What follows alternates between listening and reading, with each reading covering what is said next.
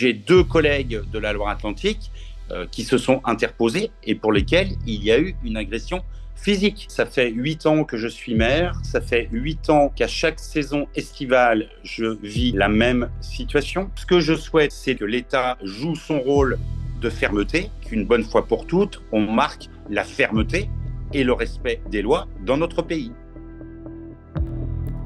Environ 200 caravanes de gens du voyage se sont installées illégalement sur 2 des 3 terrains de rugby du stade du Mouton dans le 11e arrondissement de Marseille dimanche matin. À Guérande, près de Saint-Nazaire, en Loire-Atlantique, même problème. 250 caravanes de gens du voyage se sont installées sur le terrain privé d'un agriculteur le même jour, dimanche après-midi. Une situation que le maire de la commune déplore et dénonce. J'ai été informé dans la nuit de samedi à dimanche que des mouvements avaient lieu sur le territoire de Guérande et qu'un Manitou était en train d'évacuer des obstacles en béton que nous avions posés à l'entrée d'une parcelle publique. Et la gendarmerie nous a donc informé de ces faits et le dimanche matin, nous avons renforcé la protection de cette parcelle en y intégrant une benne afin d'empêcher toute intrusion sur cette parcelle. En début d'après-midi, donc, j'avais des moyens de gendarmerie qui étaient présents. Ils étaient au nombre de 7 et nous avons eu l'arrivée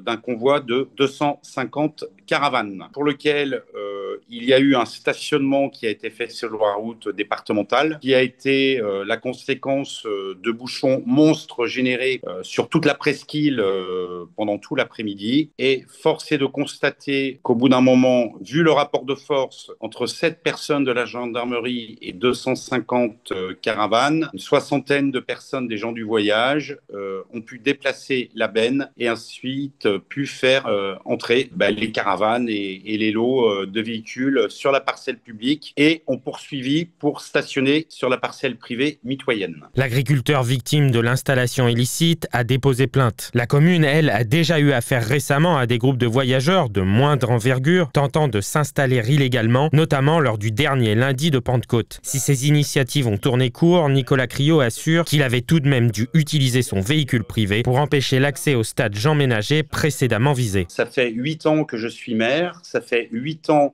qu'à chaque saison estivale, je vis la même situation. J'engage un dialogue avec les services de l'État, j'engage un dialogue terrain avec l'ensemble des propriétaires fonciers ou exploitants. Et là, cette année, avec les services de l'État, nous avons tout identifié, nous avons tout balayé, nous avons sécurisé le maximum de sites pour empêcher l'intrusion sur ces parcelles et j'arrive au bout du bout en tant que maire dans ce qui est mon domaine de compétence. Le maire, c'est celui qui est en première ligne. On se prend souvent, comme mes collègues, des critiques des réseaux sociaux. Que fait le maire et autres? Il faut savoir, et je t'explique, que c'est de la compétence de l'État. Donc ce que je souhaite aujourd'hui, ce que l'on demande, c'est d'avoir et que l'État joue son rôle de fermeté et qu'il mette les moyens suffisants pour nous aider, nous, les maires, à pouvoir sortir de cette spirale dont on ne voit pas le bout. Quand j'ai mes administrés qui me sollicitent en me disant Monsieur le maire, vos services urbanisme m'ont refusé une autorisation d'extension, m'ont dit que je ne pouvais pas implanter un cabanon là parce qu'il y a de la biodiversité et il y a des choses qui ont été découvertes. Je leur explique, c'est un travail de pédagogie. Mais quand à côté de ça, j'ai un groupe de 250 caravanes qui s'installent dans un lieu classé loi littorale avec toutes les protections et que là, toutes les règles sont totalement enfreintes, eh bien, vous voyez, j'ai du mal à expliquer à mon administré, aux citoyens, cette situation de poids, de mesure. Mais pour remédier à ces situations, le ministre de l'Intérieur, Bruno Retailleau, a adressé lundi une circulaire aux préfets afin de leur permettre de lutter contre ces occupations illicites. Le document les exhorte à réaffirmer l'autorité de l'État et à prendre des mesures pour prévenir les occupations illicites, comme par exemple la nomination d'un médiateur départemental pour prévenir et gérer les conflits. Depuis 2000, la loi prévoit, dans chaque département, l'élaboration d'un schéma d'accueil des gens du voyage auquel les communes de plus de 5000 habitants font obligatoirement partie. Or, la circulaire veut permettre au préfet de recourir systématiquement aux procédures d'évacuation forcée en cas d'occupation illicite dès lors que le territoire respecte bien son schéma d'accueil des gens du voyage. Elle répond aux attentes des maires. Je veux faire confiance. Maintenant, ce que j'attends, c'est concrètement les actions. Il y a le risque aussi pour les élus d'agression, aussi bien verbale que physique. J'ai 2 collègues de la Loire-Atlantique qui se sont interposés et pour lesquels il y a eu une agression